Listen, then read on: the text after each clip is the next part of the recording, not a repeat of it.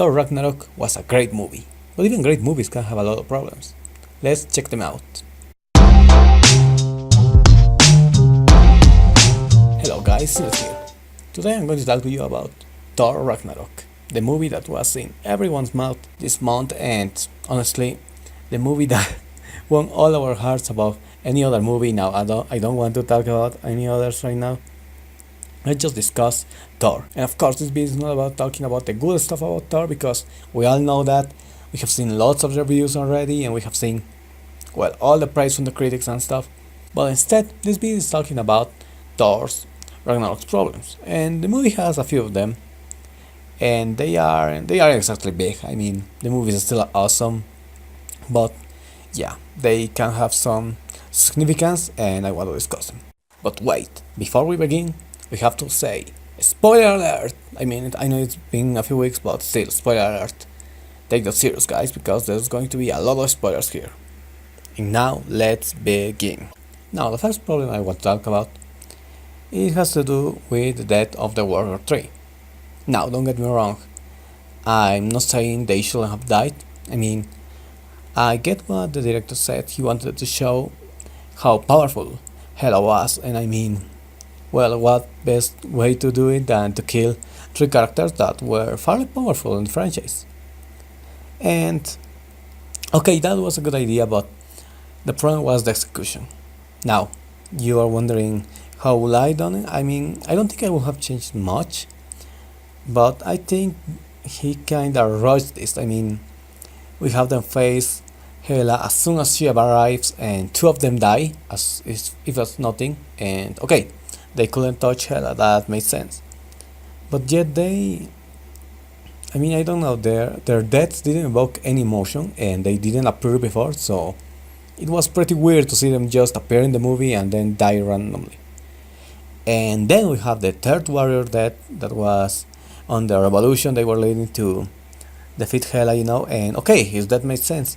But I think instead they should have, presented the Warrior 3 before that, and established them on the movie. And then when Hela arrived, just kill one of them, not two. And then kill two of them on the confrontation during the, revolution scene. That would have made much more sense. That would have been much, would have packed more, bigger punch, I think. And, well, it wasn't handled really well. I mean, I don't think many people are going to miss them. Comic book fans obviously know them, they are very beloved characters, but the movies obviously mishandled them. But still, I think Thor Ragnarok could have given them a bigger role, redeemed them a little bit, and it didn't. It was a waste opportunity in my opinion.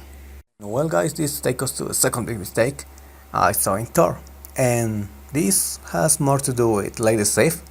I mean, I'm not going to say that her absence was the big mistake itself, but it has to do with her. I mean, okay, they want to have them absent from the movie, and perhaps it was for the best because she would have died otherwise. And they wanted to showcase Valkyrie. And okay, that makes sense. The actress couldn't do it either. Okay, there was no way to put Lady Sif. But they could have at least mentioned her, And the mistake in itself is that they kinda didn't mention stuff. I mean, okay, they mentioned that Jane broke up with Thor, and okay, that's fine, but they didn't mention that Lady Sif was out of Asgard. They didn't mention anything. She could have died, she could be outside. I mean, many people are speculating that Loki just banished her, and that would have been cool to see. I don't know, like, they could have a line there, Heimdall telling Thor, by the way, your little brother banished Sif, or something like that. I mean, even as a joke, it would have worked pretty well. And they just ignored the mother like she wasn't a major character before. I don't know, it was pretty weird in my opinion. And that's something that the movie should be careful of. And with this, I could also talk about how Thor never mentioned the Warrior 3. I mean, they were his pals.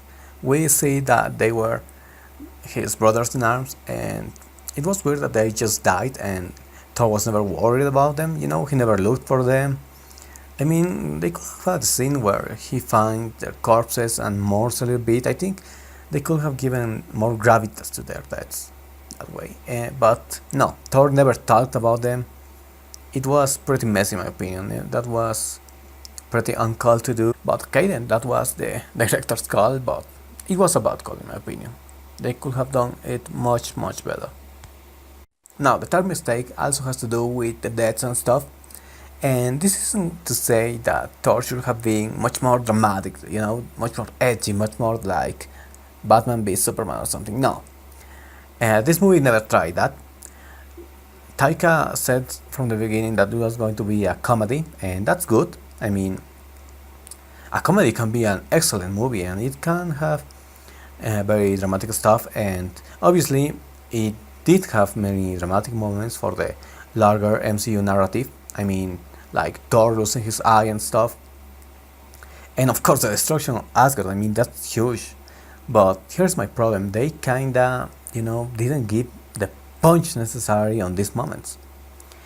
They play them out as jokes or directly into action scenes, and it didn't feel like these were big losses. I mean, the acting was very well done. I would say that the acting was amazing.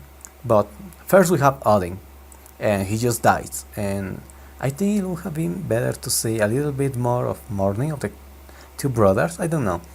It felt a little bit rushed. And then, as I mentioned, the Warrior 3, their deaths were pretty simple. Then we have the destruction of Asgard that, Korg makes a joke. It's a very funny joke, but I think they could have played it out a little bit more dramatic later, even after the joke. I think the joke could have been there, but it could have been a little bit more dramatic as to give more weight to it. And finally, I think that the worst offender of this is Hulk. I mean, they built up Banner as if he was fearful of disappearing or becoming Hulk, and they had this moment when he decided to sacrifice himself and become the Hulk. And okay, there was a joke there, and it was pretty funny, and I'm not saying they should have removed this. I love the joke, but before the joke, they could have given a line of, I don't know, imagine Banner saying to Valkyrie, "It was good to meet you. I wish our friendship lasted longer, but now I gotta go." And that would have given a lot of gravity to him. But his sacrifice in the end didn't really feel very, didn't have much weight. And it was a problem in the movie. Now, I'm not going to say it made it a bad movie, but it could have been a much better movie with that. It could have had a much more weight, and it didn't. Of course, the movie is still awesome. It was never really a problem of diminishing the movie, but rather it could have been a little bit better. That's it. And now this brings me to the next problem I had with Thor Ragnarok, and it's the conclusion of the arcs. I mean, we had four main characters, and they were Hulk, Valkyrie, Thor, and Loki.